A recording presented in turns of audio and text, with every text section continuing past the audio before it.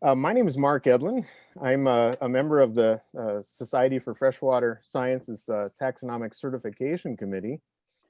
And with the rest of my committee members, we welcome you to another episode of our Diatom Web Academy. It's been going on a little bit over a year now, and it's brought to you by both the SFS Certification Committee and our DONA website at diatoms.org. If you'd like, in the chat, let us know where you're checking in from, and we'll welcome our speaker for the day in just a minute here. We've been using this platform for a year to, connect as a community, especially during these pandemic times, and it's been an opportunity for us to learn about diatoms and all their uses, whether it's bioassessment, applications in industry, applications in outreach, applications as today in art. All of the webinars are recorded. You can find the recordings a few days, maybe a week after we've done them, at the same diatoms.org website on the news page, and a link to our YouTube channel that has those. During the presentation, we'll keep an eye on the chat, but we'll hold our question and answers to the end. Feel free to write your questions in the chat there. And we'll have a moderator at the end handle that question and answer for today's speaker. I'm going to turn it over to Sylvia Lee, who's going to introduce today's speaker and tell us one more announcement of another opportunity for diatomists. Yes, thank you, Mark. That opportunity is going to be at the Society for Freshwater Science meeting. They are sponsoring a taxon page workshop on Friday, May the 28th. The workshop will be online and led by Sarah Spalding, Marina Potapova, and Paula Fury. You can join them to create species pages for diatoms.org, whether you are a beginner or a seasoned professional. And for more information, you can check out the news page on diatoms.org, and you can also contact Sarah Spalding. To hold your place in the workshop, please register for the Society for Freshwater Science virtual meeting and sign up for that workshop. And I will include a link to this news item in the chat. So now I want to introduce our speaker. I have the pleasure of introducing Xavier Cortada. He is an artist and professor of practice at the University of Miami, Department of Art and Art History. His studio is based in Pinecrest Gardens, South Florida. Xavier holds a Bachelor's of Arts, Master of Public Administration, and Juris Doctorate from the University of Miami. His work spans all 7 continents and uses socially engaged art to generate awareness and action towards issues of global climate change and social justice. Xavier has collaborated with numerous scientists and community groups, and I encourage our audience to find out more details about his projects at his website, cortada.com. And with that, I will turn it over to you, Xavier. Great, thank you. It's a real pleasure to be here with a group of scientists and thinkers who in every way try their best every day and through their lives to move humanity forward, to literally help us understand our world, to give us a guidebook, a map, a worldview that helps us understand our place in society, our connection to one another, our connection to the natural world. And this particular group does more than just further our understanding. This particular group actually helps us heal, literally through their research, letting us know how water is doing, how our ecosystems are doing, how our impact on those ecosystems is causing the kind of change that has dramatic effects across ecologies, including human ecologies in urban spaces.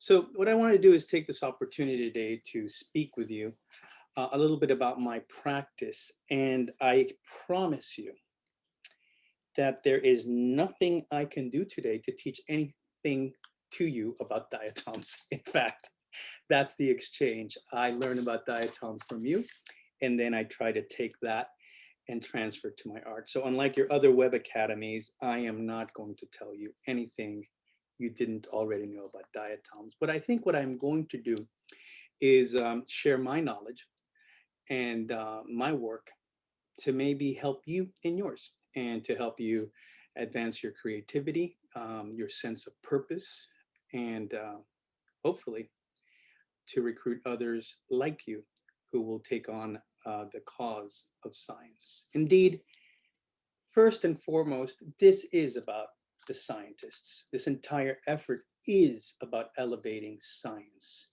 in a world that still denies the science, that feels that science is an optional view on how we find ourselves and understand our world, instead of what should be our worldview, not based on ideology, but based on scientific evidence as we know it and as we grow it through our proven methods.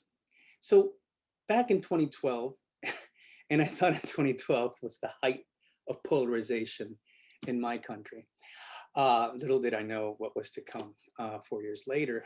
But the scientists were under attack, as they have been throughout this entire climate change discussion, where so many aim to sow doubt in what scientists are finding through their research.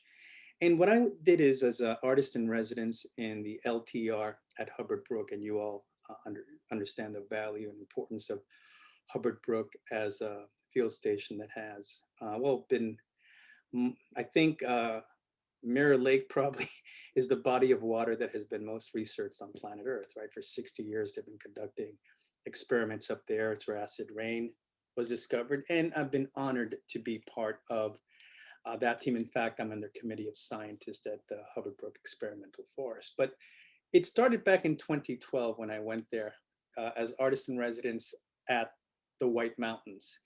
And I discovered the scientists at Hubbard Brook and engaged them. And I created this participatory, this engaged art piece where I asked them to basically speak their words to the wind, not just the words that they would write for referee journals, but to understand that across all four corners of the planet, their words mattered, their research mattered, their mantle of knowledge that's distributed from one scientist to the other, that's cited and moves forward.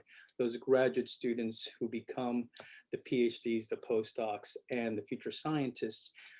This way of understanding our world was valuable, and I wanted to bring them out of their labs and into the world. So conceptually, I created this art piece called Windwords, which aimed at reframing the way we think. So if you look at this piece on the right, it is one of the four banners that these scientists created. There were scientists studying animals, vegetation, soils, and water. And as you know, we have those beautiful weirs in Hubbard Brook where we look at water flowing and measure it in real time. This banner is about hydrology, and if you look at it normally, it just looks like a bunch of words. But if you reframe the way you think, instead of reading from left to right, you read from top to bottom, you can see words like snow melt and precipitation and evaporation, transpiration, the words that are in the abstracts and in the very articles of their journals. And in many ways, what scientists help us do is reframe the way we think, have better understanding of our reality. And I think through art, I try to really do that. I try to take something that is known but ignored and can be seen in a different way. So that is what we do. For instance, I had the water of Hubbard Brook become the artist by putting some watercolor paper in the streams and had each of the weirs basically paint the paintings with water. And then side I had the samples that the scientists took, along with their data as they collected that, as a way of explaining through art the work of scientists at Hubbard Brook. So that's kind of to put you in the mindset of what I try to do as an engaged environmental artist. I was so fortunate to meet Evelyn Geyser over at the Florida Coastal Everglades, LTER. I was a faculty member in the College of Art and Architecture at her university, Florida International University. But about 3 years into that, on my 7-year term there, she and I started collaborating. And this is the very first diatom piece I created. It is a piece that is about the work she and her fellow scientists do to look at the Everglades, to look at the pollutants that flow through the Everglades. And what I did is I took a diatom, mirrored it, but also took a Google map of what was the Everglades and is now obviously suburbia, and put it on top of that. And the idea is that looking at this art piece through the lens of what scientists do to literally protect the drinking water of the very individuals who live in these homes was what the art piece tried to create and do. And of course, you know, I'm a kid at a candy store, right? Dr. Geyser brings me to her lab, introduces me to her associates, and show me the core samples of the work that they do.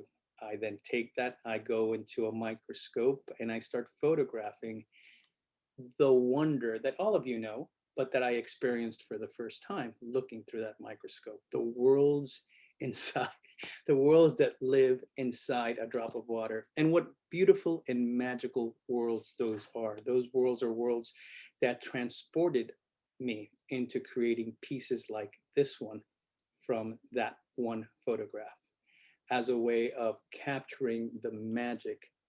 And of course, we're talking about science, but allow me to say the word magic of what happens there. And I think the reason that was important to me is I was trying to draw connections, again, as I started my conversation here, with each other and with the natural world. And that if we look closely, there were worlds to see, new discoveries that could open our way of thinking and even transport us. I took those pieces and I created art exhibits about them where I wouldn't take them.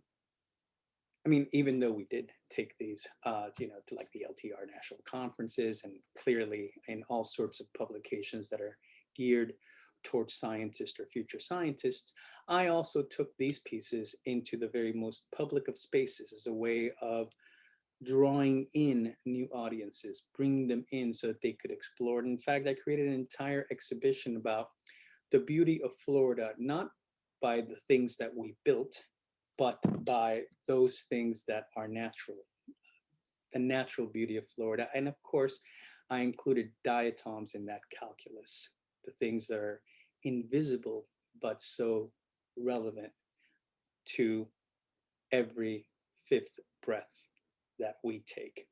And indeed wanted to model the behavior of these beautiful gems at a place called Turkey Lake in the Turnpike Plazas. I was commissioned to create art for 3 Turnpike Plazas up and down the Florida Turnpike. This is the Turnpike Plaza for Disney World, for Orlando. So when people come to the Sunshine State, they would need, if they're driving, they would stop here to, you know, get a coffee or use the restrooms. And here I wanted to depict a day in the life of the state of Florida. The northbound lane of our turnpike faces east, so we would have the sunrise in that direction. And on the other side of the Turnpike Plaza, if you were traveling south towards Miami, I depicted sunset.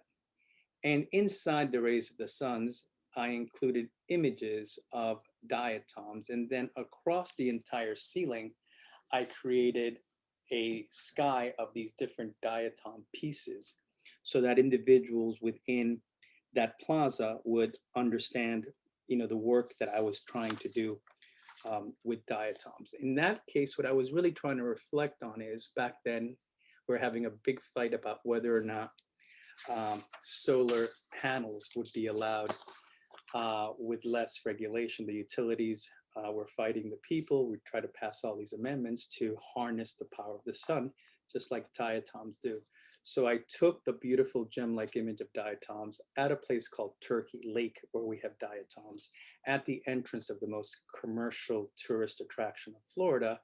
And through my piece and the work that I created and on our website for Florida is Nature, try to argue that we Floridians should harness the power of the suns like diatoms do to create energy and not continue to pollute our planet with the emissions caused by fossil fuels as opposed to solar energies. And in that line, I've created a bunch of work that has also dealt with the issue of environmental degradation, the idea of farmers north of Lake Okeechobee having the runoff, phosphorus, nitrogen, into the canals that were built, those canals that fill our big lake, Lake Okeechobee, a lake that collects too much water as rainfall, 60 inches of rainfall in South Florida, and managers, South Florida Water Management District, every now and then decide to release to tide, to release those nutrients, those pollutants to tide, creating havoc along the way, and clearly at the Indian River Lagoon on the Atlantic Ocean and in the Captiva Sanibel area in the Gulf of Mexico. And of course, this happens because of human impacts, because instead of having this blue ribbon-like filtering process that the Everglades so desperately needs with marshes that would clean the water flowing south, we created these super highways that literally transport all the pollutants from industry straight into areas that adversely impact us. To address that issue in South Florida, where the pollutants go from our canals straight into our beloved Biscayne Bay and literally are killing off our seagrass and causing a regime change, again, a change that Florida Coastal Everglades team, through sediment core samples and through the work that they do on a regular basis is collecting water samples, helps us identify that the mouths of those canals, based on the diatom populations that exist there, are showing that a lot of these nutrients are literally runoffs coming from people's fertilizers, from our cars, into our canals and out into our beloved bay. So as a way of bringing attention to that, I created the Seahorse Society, where I invited individuals to love the seahorse, not the seagrass, because other than you and me, who cares about seagrass, right? But they care about seahorses because they're beautiful, like these beautiful gems called diatoms. So I try to bring beauty in them and then invite people to take care of their seahorses. But what I'm really trying to do is have them take care of the water that your diatoms tell us is being degraded through human impact, and engage in an eco-action campaign to invite individuals to care for their ecosystems. If they care about the seahorses, they shouldn't pollute the water. And there are processes where I engage schools and communities to adopt a seahorse and then pledge one of those eco actions. The reason I'm telling you this is because during the Q&A, I'm going to rely on your expertise, because I need a participatory, engaged art project about diatoms, and I haven't been able to come up with one yet. So you see me talk about seahorses when I went to the North Pole in 2008. I wanted to talk about the 6th mass extinction. So I literally wrote the name of 360 endangered animals, put it at the very North Pole, and literally read out the name of 360 animals across 360 degrees who were being exterminated, poached, hunted through development threatened and even pushed towards the precipice of extinction because of human actions. And I connected that to the prior 5 extinctions, the ones that took not millennia, but millions of years to occur, as I depicted through this other project of mine called Epoch, to get to the point where we realize that during our age, during our epoch, during the 25th epoch, it isn't some mass meteor landing in the Gulf of Mexico. It is literally the arrival of human beings, not on this planet, but on this past century through the Industrial Revolution, that has caused the 6th mass extinction. And again, connecting humans to animals as a way of engaging them and protecting them today, because we understand the consequences of our behavior, is part of what I try to do, bringing science and action together. And I do that in a collaborative way. So I need your advice on what to do with diatoms. Here with animals, I had 360 individuals, each depict one of those 360 animals and create a mile-long installation on our underwater national park, Biscayne National Park, where they adopted an animal by committing to do an eco-action to preserve that animal. I did the same thing in the Netherlands by creating a life wall at the site of old burial grounds to prehistoric people called the funnel beaker people, people who we know nothing about other than these huge honeybeds and these huge graves that they built out of stones left over from the last little ice age. They created their burial sites. And what I wanted to explain to society is you can drop 1 or 2 of those bricks off this portal that opens this death space, this burial ground. And over there you see a dolphin, Danzy River dolphin, number 119E, gone extinct. And if that one goes extinct, it's okay. Some other animal will fill that hole. But if all of a sudden, because of our actions, because of our environmental degradation, because of the change to climate, because of sea level rise causing displacement of people, causing the potential of famine and collapse of nation states with enough sea level rise in the years to come, drought and intolerable heat. That life wall is not going to be losing a brick or 2.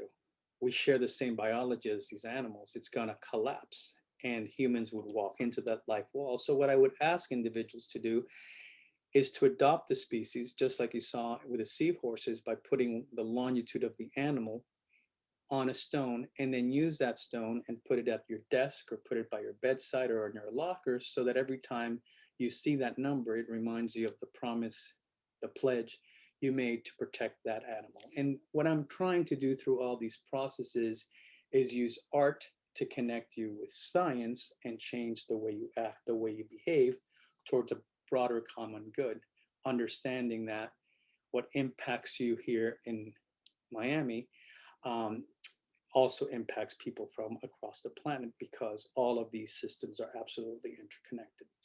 So I tried to bring attention to this by talking about things like our impacts on the environment and the things that we can do. And I don't take it far away, an African elephant, and I don't just take it a long time ago, trilobite, the Cambrian period. I actually bring it really close to home. And to me, this is one of the most magical things that the Florida Coastal Everglades LTER, Evelyn Geyser specifically, and her lab allowed me to do. It allowed me to connect Miami history with an organism that was alive as that history happened. So when a Spanish governor of Florida, Pedro Menéndez de Áviles, colonized Miami, the north bank of the Miami River. It wasn't called the Miami River, and it looks nothing like the canal we have built on that spot on the bay today. But when he came here, he was breathing the air, one of 5 of his breaths, created by the diatoms on that bay and that river. And that diatom that you see in the image was captured from the sediment of that bay and carbon dated to that date. So I could literally show Miamians the actual organism that was around back then in their history, right? Not a fossil of it, but literally what was in the sediment, the glass shell that remained. Similarly, at the incorporation of the city of Miami in 1896, Miami, which is a city founded by a matriarch, not a patriarch, Julia Tuttle, I was able to find diatom that was alive, as she had the Bahamian workers and the Henry Flagler Railroad workers and a majority of African Americans who voted to incorporate our city on a pool hall she owned on the edge of the Miami River. I was able to share with the mayor this very little diatom of what was. And most importantly, to celebrate the 100th anniversary of Miami Beach, a municipality that is literally suffering, presently suffering the consequences of human impacts on our climate through sea level rise. I used a diatom that was on that bay when its founder, Carl Fisher, proclaimed the creation of the municipality, the incorporation of the city of Miami Beach. The air he breathed to announce that was created by the organism that I showed to depict the city, admonishing the city on its 100th anniversary to figure out what it's going to do on the first day of its second century of existence. Because nothing is showing us that it's going to get to its bicentennial, that it'll indeed be underwater. And we know that because scientists are able to look at the salinity of the water across South Florida, the Everglades, look where water was, where water is, and through the science, through their work, tell us not just about environmental degradation, but about salination across our peninsula. And I take this information and I translate it in pieces of art. These art pieces, sure, they initiated at my gallery, but all of them hang in the senators and the representative's office of the state of Florida. They're part of the permanent collection of the Florida Department of State, but exhibited in the offices of these individuals who literally passed legislation on whether or not we're going to keep on polluting the rivers of our community and whether or not the regulations we put in place have any teeth or if they are sort of voluntary. So again, through my practice, through my art, I bring the science and I engage in advocacy using beauty to bring people in. And I do that through my public art pieces. This is the finished piece at the Turnpike Plaza that I spoke to you about, using these diatoms that I placed at the ceiling of that plaza. Again, working with Dr. Geiser's lab, I also created this piece in Little Havana, a public housing facility for elderly. And here I imagined our river of grass, our Everglades, sliced, literally sliced with the canals that cut across it, with the concrete poured by the Army Corps of Engineers. And this natural flowing river literally gets cut and cut and cut again. Again, my job as an artist is to create this stunning art piece and then to create opportunities for further engagement. So there's a label, there's a QR code, tells you about the project, But what I'm looking for your advice on is how to make these works participatory. This is that very first piece that I created as a digital art piece using the photograph from Dr. Geiger's lab. Here I hand painted it into a flat tile mural that is in the dining area of another public housing facility, literally on the edge, the north bank of the Miami River. So that was my way of bringing that diatom back home at a place where the elderly come for their afternoon cafecitos. And the last piece I want to show you is this, I think, really important piece of art that I created for the botanical garden where my studio is based. And this piece is called Diatom Court.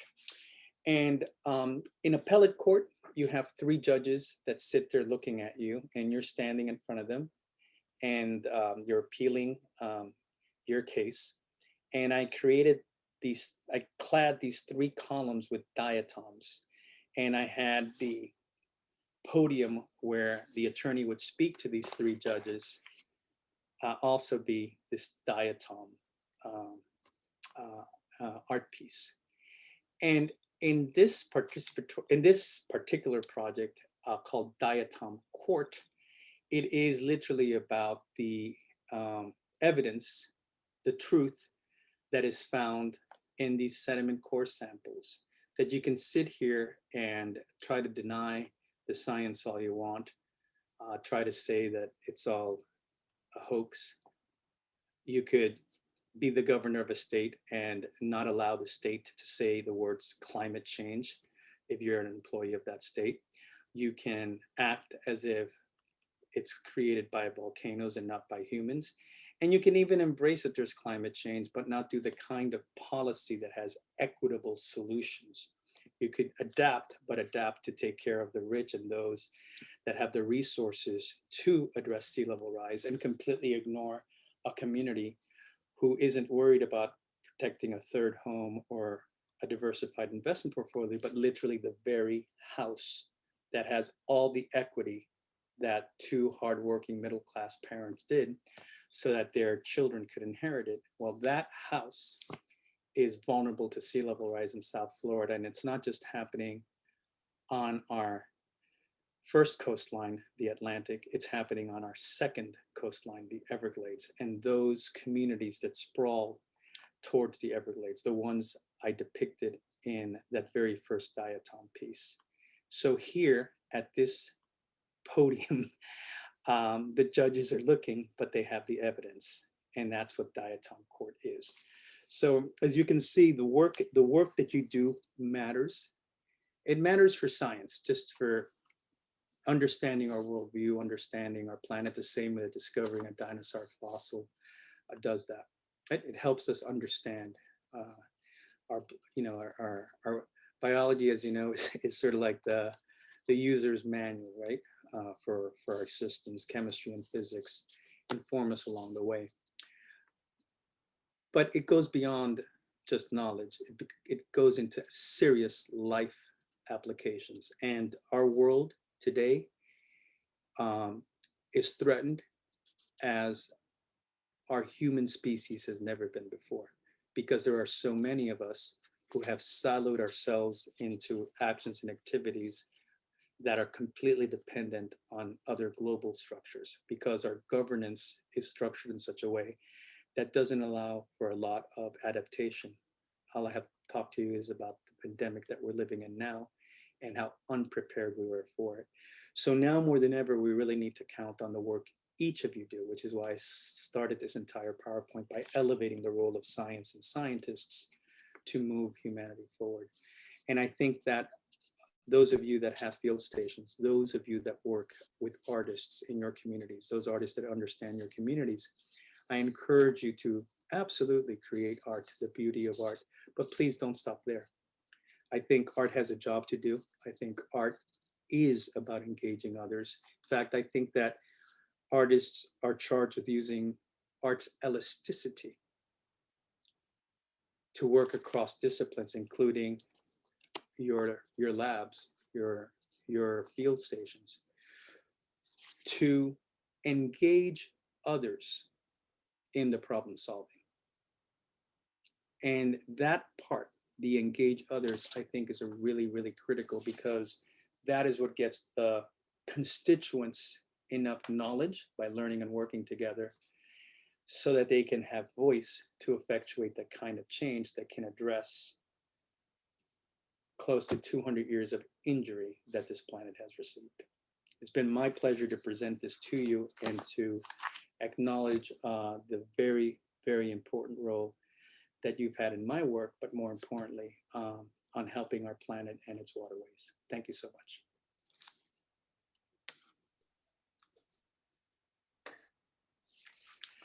I'm open to receive, I'm open to receive questions or whatever you'd like to do. Here's my contact information for those of you who may want to reach out to me. You can take a screenshot of that if you'd like, but I'm happy to open. But that's me in my studio, by the way, and those are flat tile murals down there. And yes, I was posing. I normally don't create art with a coat on. Thank you so much for an excellent presentation.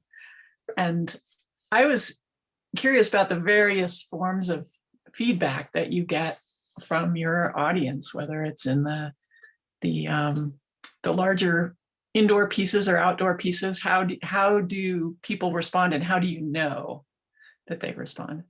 Sure. So a lot of my work is participatory. So what I've shown you are mostly the objects, but I don't think you saw many people in the engagement, because a lot of that engagement happens in the other pieces that I've created. So I showed you the flags. I didn't show you the process in making those flags, the kind of community discussions and groups and activities to bring those people together. So the process matters. Again, it's a little hard to have process at a field station. I sort of gave a nod to that, to the work I did at Hubbard Brook. Obviously, there was a hydrologist working with, it's not obvious, but there was a hydrologist, Mark Green, working with me in putting those watercolor papers out.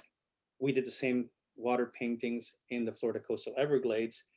Wonderful team from Evelyn's lab put it at the 6 sample sites, and we created 6 sets of drawings for the Florida Everglades.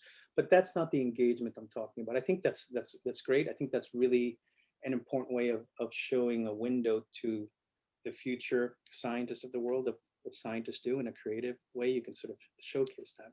I think the important work I do is the engaged work. I have this group called the Underwater Homeowners Association, where we put yard signs with the elevation of people's property. And if you go to that website, cortada.com, just click on projects and you'll see all the projects I do. So the feedback I get is from the work that gets done. We've planted native trees with teachers in all 336 of our schools for the last 10 years. We had to stop at 2020 because of COVID. That project involves planting a green flag, so you become a reverse Pedro Aviles de Menendez, a reverse conquistador. He came and everything got developed. I'm asking you to take your lawn and put a native tree in it to begin to bring it back to wilderness. So these are projects and processes that span many years. Our reclamation project started in '06.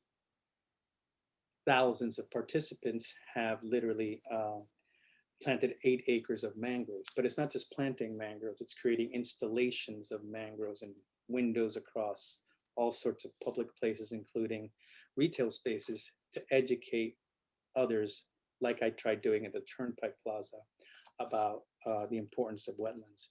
So it's an engaged practice that I went way off diatoms, as you know, in talking here. Most of the slides weren't about diatoms, to show you, or to bring that to you. But if this would have been a lecture about a socially engaged art practice, then you would see how I literally do that. And normally I use art to inspire. That's what brings you in. I do lectures. I literally bring scientists to come and have lectures to educate. But most importantly, I create engaged art pieces for experiential learning, so that you have your curiosity piqued enough to want to learn more. And that's the work I do. And I need your help. I think I may run out of time before I get it, but I want to figure out how I can take that Diatom Court and do something interesting and interactive around it. And it's a little hard to do because you love a seahorse, and you love, you know, the African elephant, but it's kind of hard to know that there's a diatom. So I'm trying to figure out how to figure that, how to bring that. I can bring the beauty, but it's a little harder to bring the participation. There's a lot of comments coming in, and Good. Let me go check that out. Peter says this is a talk to tell others about and share it with us. And maybe you've told us a little bit about your creative process just now. That's one of the things he asked is, can you tell us more about the creative process? Well, I mean, science is my muse, you know, it really is. I mean, nature, let's not throw nature under the bus. I think it's easy for artists or for any of us, right, to say that nature does that to us, that nature transports us. But science, I mean, I up in the closet somewhere, there's a box. Inside the box, when you were an elementary student, I don't know if your mom made you do this, but when I grow up, I want to be a whatever, and it's like fireman this, you would check it off. So scientist wasn't on the list. So I remember I think it was a green ink or something, a green marker for whatever reason. And I misspelled it, but I said scientist. So I, as a little geeky fourth grader, I wanted to be a scientist. I have always been enthralled by the work that scientists do. So to me, science is the muse, and especially when I started seeing the polarization that happened, and particularly so after I went to Antarctica with the National Science Foundation grant as a PI for, you know, the fellowships, the Antarctic Artists and Writers Fellowship. I met and hung out with scientists who were looking at the very glaciers that threatened to melt and drown my city. So at that point, I really started taking the science really seriously, because this is my only city. It's the only place I've ever known. I was born in Albany, but I was 3 when I got here. And Miami is not eternal, right? So I wanted to bring the science to a community that really wasn't that concerned about it in 2006, 7, 8, 9, 10, 11, 12, 13, 14, maybe by 15, I think Miami started to understand, oh, wait a minute, sea level rise. But I think it's taken us that long, and many today, as they see cranes across the shoreline building more and more skyscrapers, are still in denial about it. But to me, unlocking the door to science was important. So the creative process is one where I immerse myself in Evelyn Geiser's lab. I look into a microscope and I'm inspired to see things that I have never seen before and want to bring them out to life. So you see me create the kind of patterns and things around that. There's other processes, I think, like you, when you're thinking about a new research idea, probably do that when you're alone, when you're walking, when you're just having a contemplative moment. You know, we spend most of our lives just thinking, and we think about new ideas. In many ways, scientists and artists really are the same. We are about generating new ideas and working on them, and we make mistakes. We have no idea how many paintings underneath every single one of my paintings. The same way how many failed experiments do each of you have. But all of us have the same cause, right? The same cause is to help us understand ourselves and our world better. And we have different ways of getting there, but we all think of our creativity in a way of addressing and solving that problem. So there is no, clock out for us. There is no retirement for us. Every day, every moment is about our work.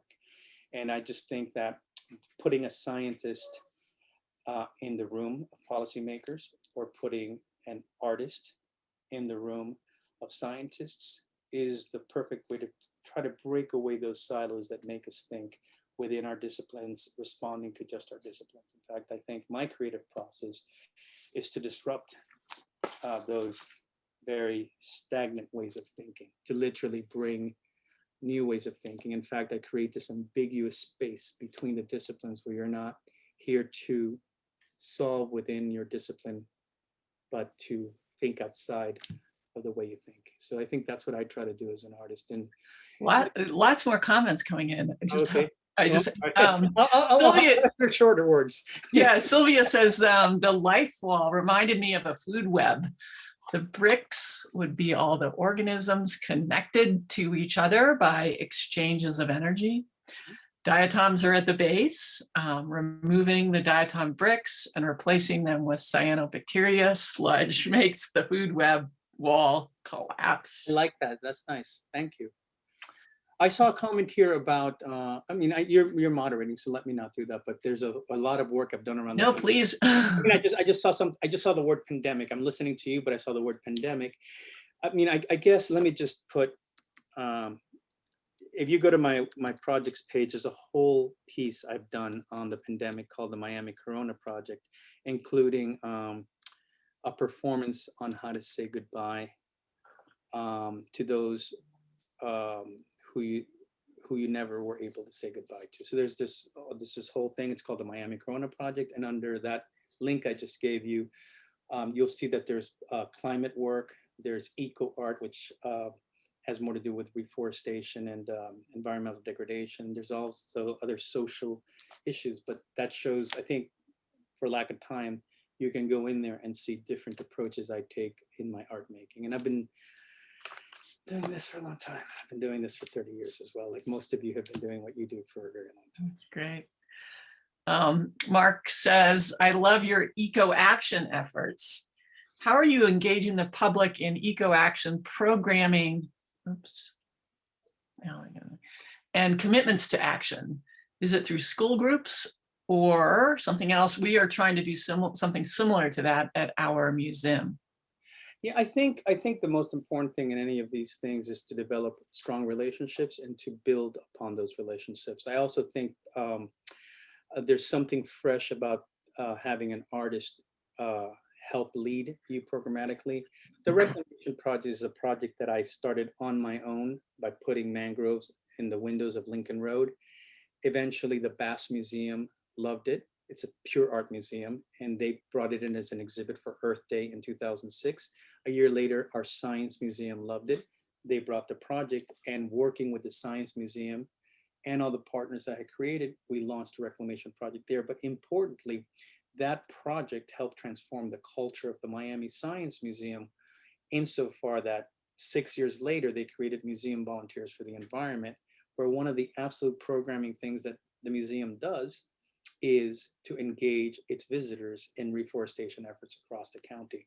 So having those strong alliances, bringing an artist in the room, and creating programming that builds upon itself, that isn't just about what I did during this artist residency in 1 month, but that literally grows, I think is important. I also think that having the context of where you are matters. I love residencies. Every residency I've gone to has opened a new window for me.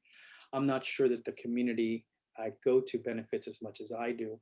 Having some local artists work with scientists like Evelyn Geiser and I did through time in a community we both know, I think gives you really stronger results. So just think of it as building capacity within your organization, allow the infiltration of the artist to help you grow and transform your organization, then use your organization's standing in the community to go to other places. In South Florida, we work with the University of Florida, scientists in every classroom. I go and train teachers on how to implement my projects, and it's science teachers I'm training. For Dade County Schools, I literally deliver STEAM lectures for the professional development days. So I think there are ways that you can work with this programmatically, but just be open to breaking your bureaucratic processes that force you to spend money on one quarter or on that. Just think creatively on the canvas of your workspace to make that happen. Yeah, Does that make sense? yeah, that actually ties into one of a question here from Chris Martinez. I'm not sure where she's from. I've always wanted to do work like this in my country. But now I only make Diatom comics. That sounds great. And painting and share them with my friends. I say start there. But she says, I'm not sure how to start spreading algae art. I don't know if you could give me some advice or suggestion about making the first steps. Well, I mean, what's her name? Who's the person? Chris. Chris. So Chris, you live in a community, you understand that community, and you yourself have a network of individuals. Foster those relationships. You start with that. Just so you know, there's no money in this. So yeah, if you get a public art commission, that's one thing, but social practice, it's not about that at all. So I hate to sound so cynical, but just make sure you have a day job. But because you're passionate about it, foster those relationships at first, and then organically grow them. But don't leave your creativity at the door. Don't just work on the comic books you created. Find ways where kids make comic books with you. Find that interactive process. I had a great time with Evelyn Geiser's class last semester. It was a class on creativity for graduate science students, where they themselves were coming up with ideas for creative approaches to communicating their science. One thing I want to say about communicating science, and I think this is really important, don't limit your artist to be your science communicator. I mean, the way you would think of an artist as a botanical illustrator, you're missing the point. This is about ideas. The value of art and artist in the 21st century is not about object making. It's literally about being able to be a platform to generate ideas. So Chris, figure out how your creativity can become a platform where the scientists that you're working with already, the school or community groups that you know, can all come together and think of something completely new by engaging in something called a social practice. If you guys, the course I'm teaching this semester to my student is socially engaged art. This book explains a lot. It's $9. This book explains a lot of what it's Jorge Pinto books, Education for Socially Engaged Art. There's really nothing in this book that's environmental, but it just explains to you this construct of the artist being like a choreographer that brings all these individuals together. And what your value is, Chris, is in social exchange. So those ideas can come together to create a platform for community engagement in the problem solving. That makes sense? I hope so. I don't have a direct feedback. Is there another question you want me to answer?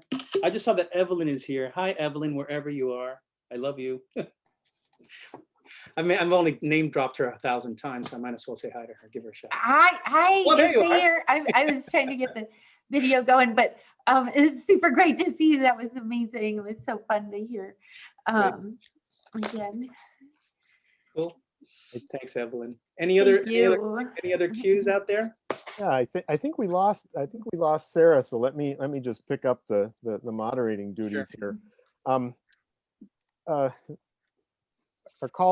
diatomist colleague Becky down in New Mexico said an inspiring talk. And there's a term in the field of outreach and public engagement called multiple points of entry. The idea that you can convey your message in many ways.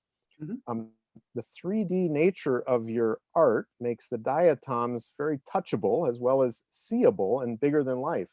And that might be a way to help with that audience participation. Thank you. That actually is true, that I can have the people walk up to the court, they can touch the justices, they can touch the judges. Thank you. That's actually good. I hadn't thought of that. I always thought of something that happened on the other side because it's sort of in a garden. But yeah, if it's not a garden and it's a pathway, then that might not be a, hey, thank you. Shout out to New Mexico.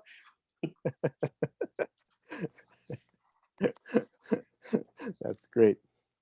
Have you been able in your engagement with the public to ever put their eyes in a microscope? Has that ever been to really, you had a quote that you said, the wonder I experienced for the first time while you were presenting, and I wonder if you've ever been able to just somehow bring that into your engagement, to say, hey, sit down. Yeah, that's actually, I don't want to dismiss New Mexico, but that's probably as brilliant as the New Mexico. What's her name? What's the scientist in New Mexico? The multiple quantum entry?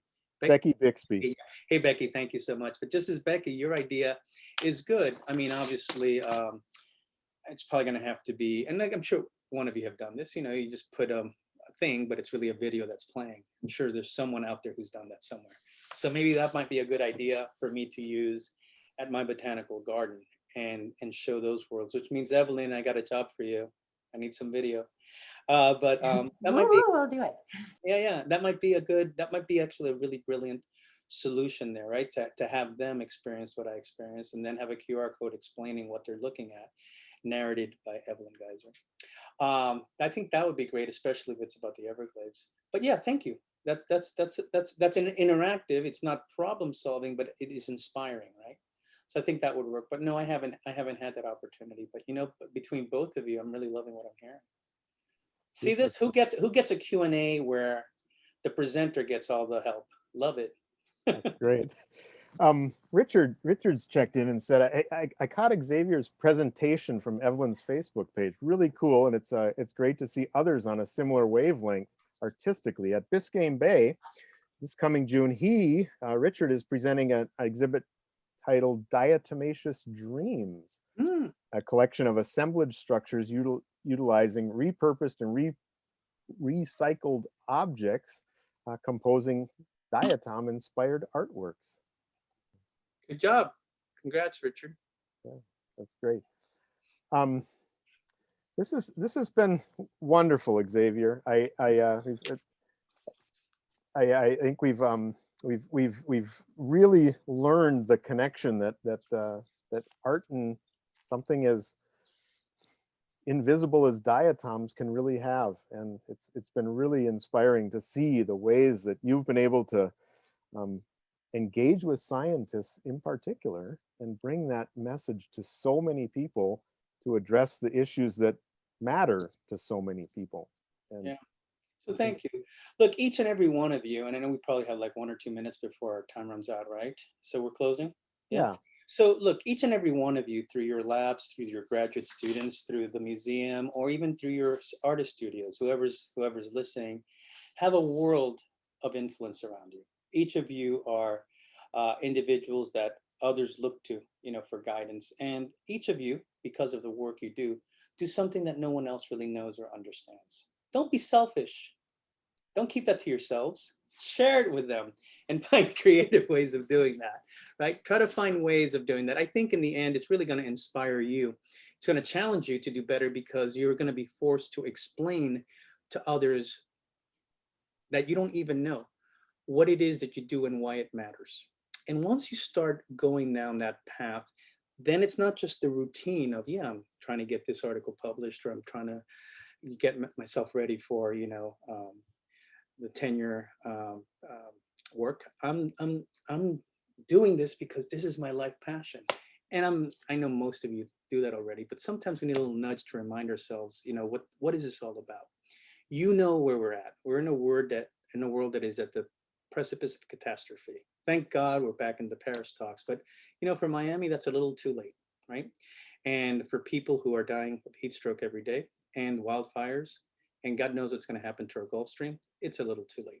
So my point is, you're part of this cause and you're part of this movement. So show people the little gems that you work with, explain to why it matters for environmental degradation, for sea level rise, for helping us understand water and why water matters, and be the change, right? So I think if you do that and you reach out to others who are different from you, another discipline, I think you can grow and you can and make this practice stronger and stronger. So diatoms were awesome for me. I haven't created a diatom piece in a little bit. It looks like I'm going to create a microscope video, but thank you for inspiring not just me, but there are so many me's in your life that have been inspired by your work, and especially by your dedication, your lifelong dedication to this sometimes thankless, invisible career.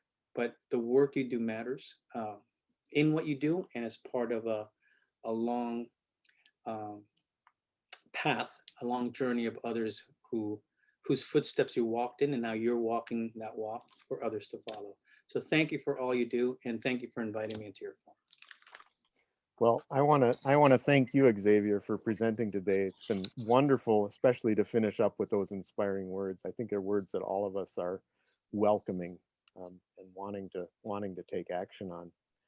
Again, the recording of this will be available at the diatoms.org website in a few days, and I want to thank everyone for joining us today. It's been a real pleasure. Thank you. Thanks.